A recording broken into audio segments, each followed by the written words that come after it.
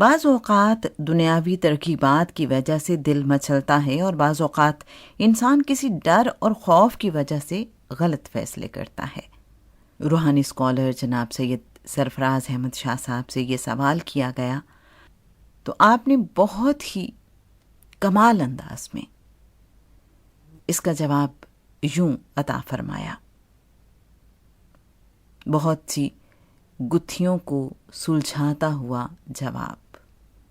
Justice اعجاز جب deputy attorney general تھے تو ایک روز میرے گھر آئے۔ جیسے ہی انٹر ہوئے میں نے چھوٹتے ہی کہا، آپ انکار کر دیجئے۔ وہ قدرے پریشان ہو گئے کہ کہیں شاہ صاحب دھوکے میں کسی اور چیز کا تو نہیں کہہ رہے، لہٰذا وضاحتاً کہنے لگے، ایک آفر کے سلسلے میں کچھ عرض کرنا چاہتا ہوں۔ میں نے کہا، جناب وہی تو میں کہہ رہا ہوں کہ آپ اس آفر سے انکار کر دیجئے۔ جسٹس اعجاز صاحب ہی اللہ کے ایسے بندے تھے کہ پھر پلٹ کر وجہ نہ پوچھی اور ہائی کورٹ کا جج بننے کی آفر مسترد کر دی۔ 3-4 مہینے بعد جب وہ دوبارہ مجھ سے ملنے آئے تو میں نے کہا، اب آپ کو جج بننے کی آفر آئے گی، وہ قبول کر لیجیے گا۔ تب کچھ ہی عرصے بعد انہیں گھر سے بلایا گیا اور باقاعدہ کنوینس کر کے جج بنا دیا گیا۔ یوں میں تو لوگوں کو اس عذاب میں پڑنے سے منع کرتا ہوں کہ جج بننے کا اتنا بڑا بوجھ کندھوں پر ہوگا کہ آپ ایک ایک چیز کے لیے اللہ تعالیٰ کے حضور جواب دہ ہوں گے۔ کیا آپ کو یہ زندگی اچھی نہیں لگتی کہ آپ کو بہت سی باتوں اور اعمال کے لیے جواب دہ نہ ہونا پڑے؟ البتہ یہ ضرور ہے کہ آپ اپنی جگہ مت چھوڑیے تاکہ برائی کو راستہ نہ ملے۔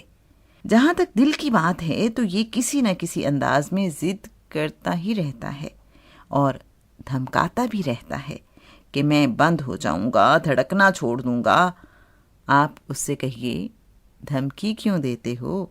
جب چاہے چھوڑ جاؤ، کیونکہ تم ہمارے حکم کے تو پابند نہیں، تم تو کسی اور کے حکم کے پابند ہو۔ جب اس کا اشارہ ہوگا تو دھڑکن بند ہو جائے گی۔ اس لیے جس بات پر اختیار نہیں اس سے ڈر کس بات کا؟ یہ ڈر اور خوف نکال دینا ہی بہتر ہے۔ ایک سول سرونٹ تھے، رفت شیخ۔ اپنے کریئر کے آغاز میں لاہور کے ڈپٹی کمشنر بھی رہے، بعد ازاں چیف سیکرٹری بلوچستان بھی رہے اور دیگر بہت سی اسائنمنٹس پر بھی انہوں نے کام کیا۔ انہیں ایک زمانے میں ہارٹ پرابلم ہو گئی۔ ان دنوں میرا آفس فرسٹ فلور پر تھا۔ وہ سیڑھیاں چڑھ کر پھولی سانس کے ساتھ میرے پاس آیا کرتے تھے۔ ایک روز میں نے ان سے کہا، ڈاکٹر نے آپ کو سیڑھیاں چڑھنے سے سختی سے منع کر رکھا ہے، اس کے باوجود آپ زحمت کرتے ہیں۔ آپ مجھے فون کر دیا کیجیے، میں خود آپ کی خدمت میں حاضر ہو جایا کروں گا۔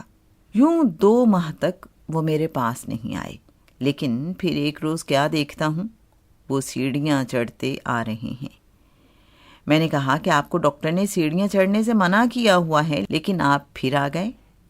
تب انہوں نے بہت خوبصورت بات کہی، بولے، آج بیٹھے بیٹھے میرے ذہن میں خیال آیا کہ رب تعالیٰ نے 3 چیزیں معین کر رکھی ہیں، میری موت کا وقت، موت کا طریقہ اور مقام۔ جب یہ سب کچھ معین ہے اور میرا اس پر کچھ کنٹرول ہی نہیں ہے تو پھر مجھے خوف زدہ ہو کر گھر بیٹھنے کی کیا ضرورت ہے؟ اس لیے میں نے خود سے کہا کہ چلو شاہ صاحب کے پاس چل کر کافی پیتے ہیں۔ اس کے بعد وہ کافی عرصہ میرے پاس آتے رہے۔